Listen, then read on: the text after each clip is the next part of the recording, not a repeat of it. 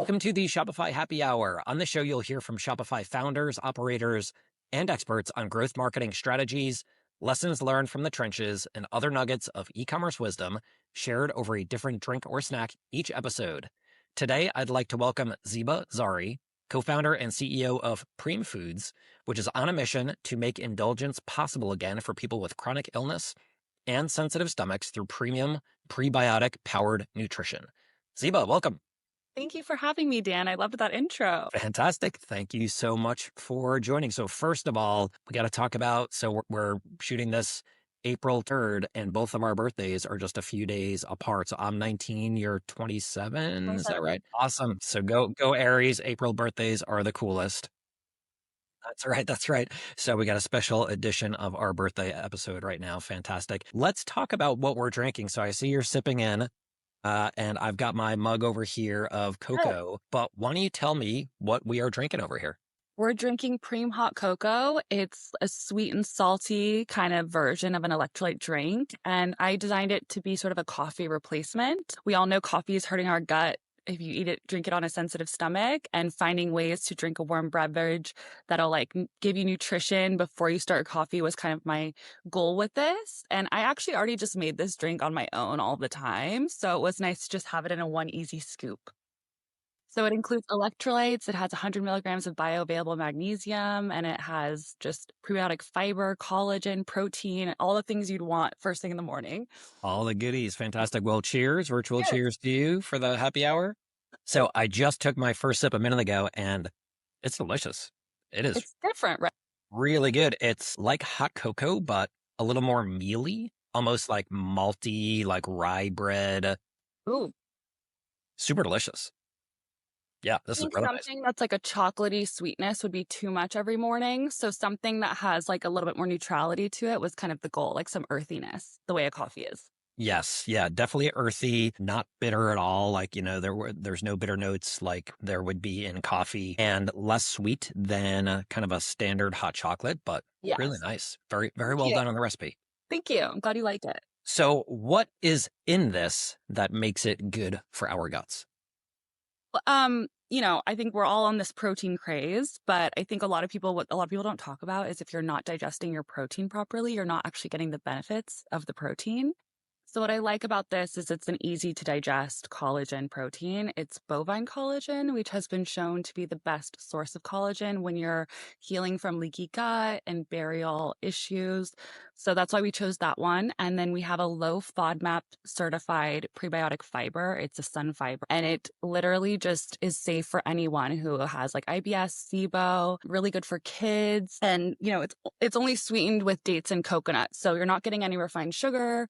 And the dates and coconut have glucose that helps you absorb your minerals even more efficiently. When you have gut issues or stubborn weight gain, you're already having absorption issues. So it's really important to make sure you have that bioavailability in your drink if it's going to function. What is, you said FODMAP? Yeah, FODMAP. What is that?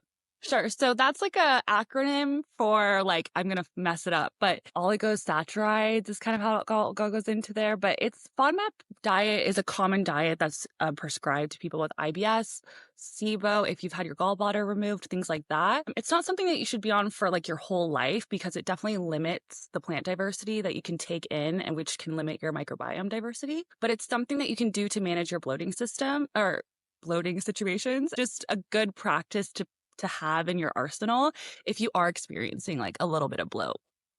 Awesome. Thank you for sharing that. I've heard the acronym, but I didn't know exactly what that meant. So how did you come up with this recipe? So you said you've been making this kind of on your own for a while. How do you come up with, how do you know which ingredients to put in here, and how do you create this?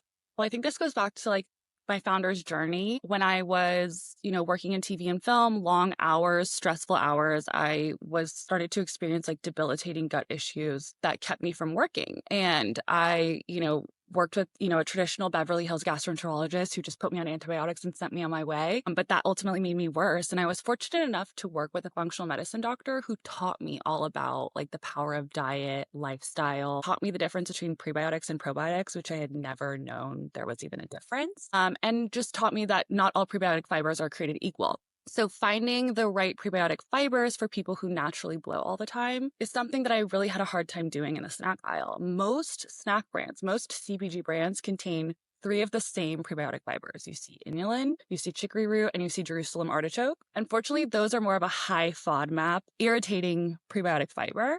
So if someone is already experiencing gut issues, it's probably not the right fiber for them, which is really hard to know because they're touting gut health and they're touting this is good for you. And I really wanted to make that differentiation in the snack aisle. So that was kind of my whole basis for starting Preme. I wanted to offer like gentle yet effective approaches. And these are all ingredients that, followed my strict diet that I was on when I was really, really sick. And I had to make all my food by scratch. And I just was craving for a brand to come along and like, be what I needed. So I thought I would just do it myself. That's fantastic. I love the story. I love when founders are going through a problem, they create a solution, and then that solution then gets turned into a business. So that said, lots of people will kind of create, solutions on their own for whatever problem they have. And then they think, okay, well, that's done. Maybe I fix something for myself, but that's it. So what was the spark that turned you into realizing like, hey, I want to actually turn this into a business and help other people with this product and product set? So she put me on such a limited diet and I would make this oatmeal every morning and it had my sun fiber and my protein. And I lived in LA at the time and I would go to Erewhon and I'm like, if Erewhon doesn't even have this option available to me, like an option that meets my limited diet, and I have three other friends who just told me they were diagnosed with the same issue, this seems to be like a growing issue. And the more I did my research, the more I started to understand why our gut microbiome is under threat as a species. And it really started to concern me. It's systemic. And I just really felt like there wasn't enough CPG brands that were actually incorporating cutting edge research and root science medicine. So I really felt almost like obligated and like implored to do this. I really felt like it was my responsibility and I just feel so passionate about it. So I'm excited to bring this brand into the snack aisles. Fantastic. So how did you go from what did it look like going from sounds like you've been working with a functional doctor to help dial in the recipe, and once you have it in a good place where it's working for you, you really, are feeling the health benefits from that.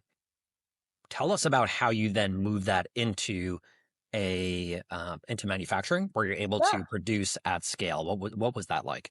So our first journey was a cold chain pudding, and that really taught me a lot about the importance of being able to scale. I was hand making these puddings in like a tub, and then the process, if you want to have something in grocery, I'm going to spill CPG secrets right now. If you want to have something in grocery, you want to have a minimum of a 3-month shelf life, and most people want 6 months. So, having a fresh product that is healthy for you and doesn't have artificial preservatives is really, really difficult at scale. And having the right co-mans or the right people on your team to guide you through that process is super, super, super important. I was kind of just like by myself in this test kitchen, creating puddings and selling them locally, and that really wasn't scaling. So when I learned that creating, if I want to go into a co-manufacturer, they require certain volumes. If I want to do those volumes, I have to do sort of a nationwide launch in grocery. But that's how most brands fail. They go to grocery too fast. If you're enjoying this episode and getting value from it, I'd be so grateful if you left a quick review. It's one of the best ways to support the show and help us bring on even more incredible experts to share insights that can move the needle for your business. It only takes 10 seconds and makes a big impact. Thank you so much for tuning in and for joining us on the Shopify Happy Hour.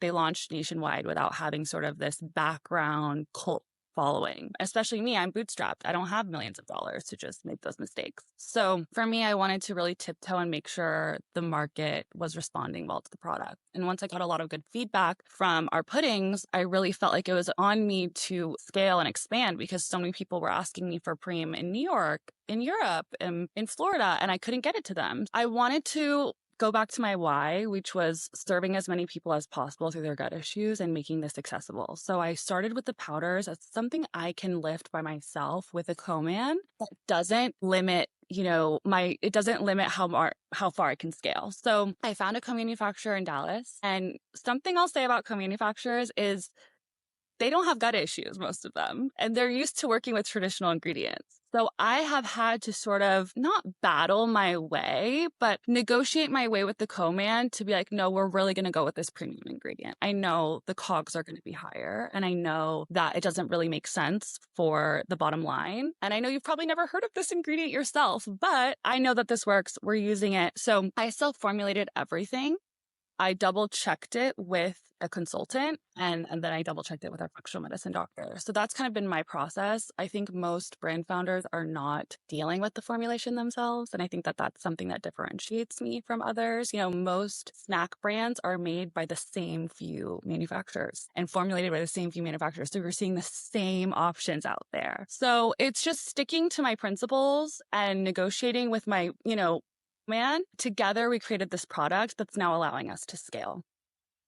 Fantastic. I love that you are being assertive and having control over the formulation, because otherwise, yeah, I could easily see where co-mans would, default to the ingredients that they're already used to purchasing or running through their manufacturing process. So do you order ingredients yourself, or does the co-man? Gotcha. Okay. So you're actually controlling that part too. Controlling every aspect. They pretty much just mix and fill for me. But that's just my personality type, probably something I'm working against. I've tried talking to other co-mans who they can't make the numbers work this way. So I'm very fortunate that they are letting me make the numbers work this way. And I think that's what makes our products so unique. Awesome. So what year did you launch? So we launched our puddings in 2022 with a snack shot event in Los Angeles, and we were selling them locally to a few retailers. And then online, you could order it for local delivery. And then we just launched our powders January of this year, so 2025. Okay, awesome. And how have things been going with the powders versus the puddings? It's night and day. I feel like I'm having a completely different experience. I mean, being able to ship my product nationwide, being able to get into retailers that I'm not able to physically drop it off myself, it's just a completely different dynamic. So I'm marketing. Before I was not marketing. I didn't have enough product. It was very hush hush, don't tell anyone. Now I'm like, okay, let's show the brand off. Let's, practice marketing. So now, servicing different retailers. What does that look like with a powder versus a pudding? Completely different journey. And also customers who loved the pudding, it didn't always translate to them wanting the powder. Gotcha. Okay. Well, you've done a really nice job with branding. So the site, has some very nice personality. I like the little, would that be, so what would the little icon be? Is The that little like icons a are like, bacteria? yeah, they're bacteria. Fantastic. Yeah. So I love that on the packaging and on the website. That really speaks to the brand. What, looking back from launching the puddings and going through that process for a couple of years, now launching the powders, which seems like you're having more success with or less headaches with as well. What were some of the biggest struggles getting your brand and products out to market? I love this question because we are sort of this new category product. It's more premium. It includes ingredients that you don't see on your snack aisle, but you see from your functional medicine doctor. So getting certain buyers to sort of like understand the premium cost that comes with that and just all the functions of it, I think has been difficult for me. But some people just automatically get the brand, which is amazing. So some people, it requires a lot of education. Even small health food stores, a lot of people they're not as educated on nutraceuticals as say I am. So I think in future, I will try to sort of make the packaging even more approachable. Right now, I feel like it doesn't explain enough to customers, and customer education has been the crux of this brand. Most people still call my product probiotic. There's no probiotic in there. It's a prebiotic drink. Most people didn't know that there's prebiotics. Most people don't know that you might have absorption issues if you have gut issues and what bioavailability means. And so, I think finding unique, creative ways to get buyers to understand the product has been exciting, but also difficult. I really love sampling when I'm at retail because you can just understand the consumer. And I think the right retail partnerships is key. So, for example, we were selling at a small retailer on the West Side. They're an old school retailer. Their customer base is a little bit more old school traditional. So their idea of trying something new they're not as excited to try something new, especially when it costs more. But if you go to like an Erewhon, the customer basis is like searching for novelty. They almost searching for novelty that costs more. They want that premium. They want to spend money on that. So it's just finding the right partners, I think, has been instrumental to the growth of Preme. But yeah, it sounds like there's a whole educational campaign that needs to almost be launched for D2C, but along with retailers because, well, and with the price point, almost positioning it as a health product slash, like if somebody is struggling with chronic illness or gut health, Right. it's not about taking antibiotics or popping random pills. It's about improving your diet and your health from the ground up. And, if this can be viewed as that solution, then people should be willing to open up their pocketbook and pay a premium price for better ingredients that actually improve their life. Well, the people who understand it are definitely opening up their pocketbook and they love it. And we've switched them from, common brands to ours. A lot of people with gut issues across the board who are our customers report that it's just so soothing to them, which is how I feel. So I think ultimately, if we find our right niche customer basis, they will help us educate. Because at the end of the day, I've found on organic marketing, a lot of the customer doesn't want to be like taught to, if that makes sense, by the brand. They like education, but not too much education. So finding like that perfect balance between here's some information and lifestyle is really key for us as well. Gotcha. Awesome. So for the retail accounts that get it, that you're in, how did you land those retailers? It required a lot of follow-up, I will say, from all angles. Like, I will stalk them on Twitter. I will find them on Instagram and DM them. I will email them. If I believe that the retailer is like the right retailer for us, like I will follow up with them for years. So with like Live Healthily online right now, I think I was in communication with them for over a year and a half, and they finally answered me. And I think it's because I tweeted at one of the co-founders. But we've had so much success. We sold out on the first day on their site, and then they doubled their order. So that was really exciting to see, a group of audience and customers that really just get the brand. Awesome. Awesome. Yeah. Persistence seems to be the key to success with retail, or you just have to continue to follow up and stay in front of them and show Well, that it's not just that. you're You have not to going away. also pitch, like, why does this go so well on their shelves? Why will this be something that they haven't had yet? She didn't have a fiber on her website yet. So that was, an obvious thing for her. It's just, I think about like giving the retailer ideas, and also traditional grocery is not always the end all be all. Like we had so much success with a small restaurant cafe, and just pitching the idea of having one of our drinks on the menu, like sparked some things for them, So it's just getting creative about different ways to sell that might not look like the traditional, this product is on a shelf and you're taking it home with your groceries. The idea of going after restaurants and health food stores and having this as, the hot cocoa is you just put hot water in and it's Just put delicious. hot So it's water. super easy for them to make. And, Exactly. the markup for them would be very well worth pouring hot water in. And it's Right. something different, it's something unique. And if it can help people feel better, then, fantastic. So that's, yeah, I love that angle. What marketing have you done that you found successful for D2C, for actually going after your final consumers and not retailers? So I find that brand partnerships and gifting has been working super well for me. I think gifting establishes, they all kind of have to work in tandem. Like, you talk to any marketing specialist and they're like, all areas have to work together and they all come together. So I'll do like a lot of gifting, and then that creates sort of this like brand awareness. And then at the same time, if we're doing events with like-minded people and we're doing giveaways and affiliate marketing with professionals who are in the space, so like anyone who's a registered dietitian, functional medicine doctor, people really trust their advice. And so having that exposure with the gifting plus the expert awareness and knowledge, it really, really has helped us a lot. Event partnerships create brand awareness, but it doesn't always create that purchase because people go home with the freebie and then they don't think about it that much. How are you finding those experts or influencers or affiliates to work with? I am just a research freak. I'm a research freak. That's how I started this brand anyway. I am so tapped in. Literally all my free time is spent listening to health and wellness professionals. If, like I'm on the weekends, I'm listening to a podcast about the powers of magnesium. That's what I'm doing. So that's how I find them. Awesome. Awesome. Fantastic. Well, it sounds like you've got a fun birthday trip. We were talking before this, so maybe take a few hours off of your magnesium podcast binging and have some fun with your friends. It's fun for me is the thing. That's the thing that's so crazy. Nice. Awesome. Awesome. So if you were starting over and wanted to grow knowing then what you know now, what would you do differently going back in, 2022 is when you Yeah. launched, but I'm sure you were prepping even ahead of that. So what would you do differently? So I don't know if it's like my cultural background and upbringing that caused this, but I had the powder idea when I first launched the puddings. To me, it just felt like too quote unquote easy and attainable, and I think simple.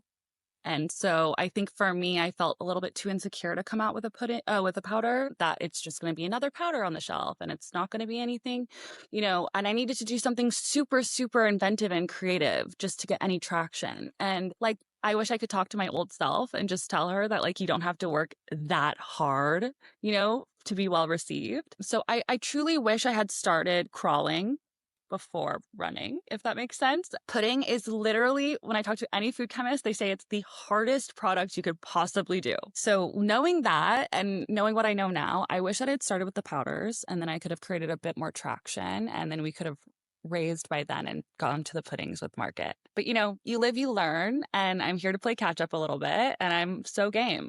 It's like, well, it's nice that you started with the harder option because you True. kind of built some resiliency muscles and learned a lot along the way. And now, ideally, you've got a little bit of a possibly an easier journey with the powders, where at least there's less things to worry about in terms of shelf stability with a pudding versus powder.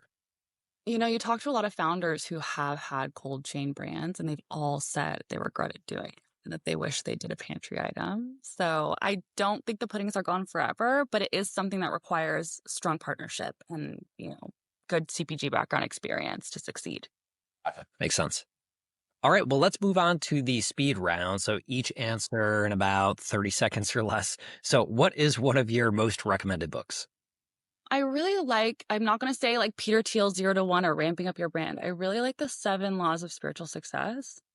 I think like you're only as good as your brand is only as good as you in a way. So if you can work on yourself, your brand grows as well. What's an under the radar product or brand you've used and like, but most people don't know about? So everyone talks about Shilajit, but no one talks about Shilajit gummies. Shilajit's really hard to take, but Organifi creates gummies that makes it super easy to just pop in your mouth. What does Shilajit do? Shilajit is so many benefits. It's literally like clears your hormonal balance. It can help your gut. Helps your skin. It's full of fulvic acid. So it's like pulling all the heavy metals, toxins out of your body. It's like a cure-all, just really hard to take and maneuver. So if you have the gummies, it's better. Gotcha. I'm going to check that out. Yeah, check it out. What is one thing in life you do better than most people, and how do you do it? I'm going to toot my own horn here and just say I think I make the most tastiest gut-soothing CPG products on the market. And I say that because I have my own gut health issues and I test everything on my own stomach and just, my research freakness. So I think that all equips me to create the best, most tastiest CPG gut health brand.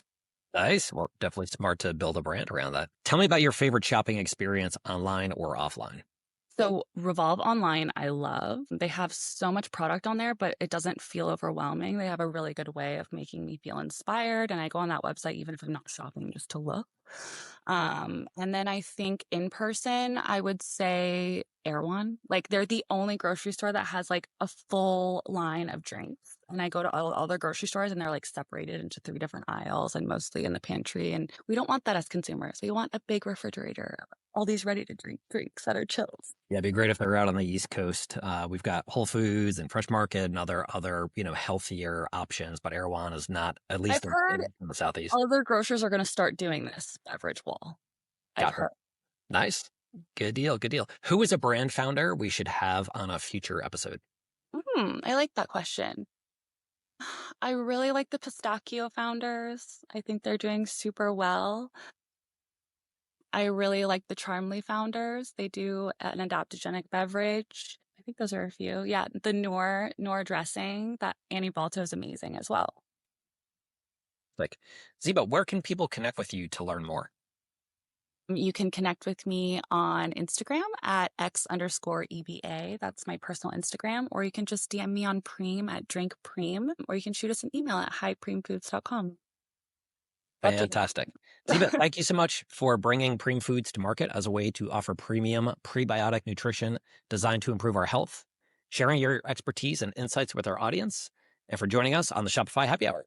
Thank you so much for having me, Dan. It was such a treat. Birthday friends for life. Aries forever. If you're enjoying this episode and getting value from it, I'd be so grateful if you left a quick review. It's one of the best ways to support the show and help us bring on even more incredible experts to share insights that can move the needle for your business. It only takes 10 seconds and makes a big impact. Thank you so much for tuning in and for joining us on the Shopify Happy Hour.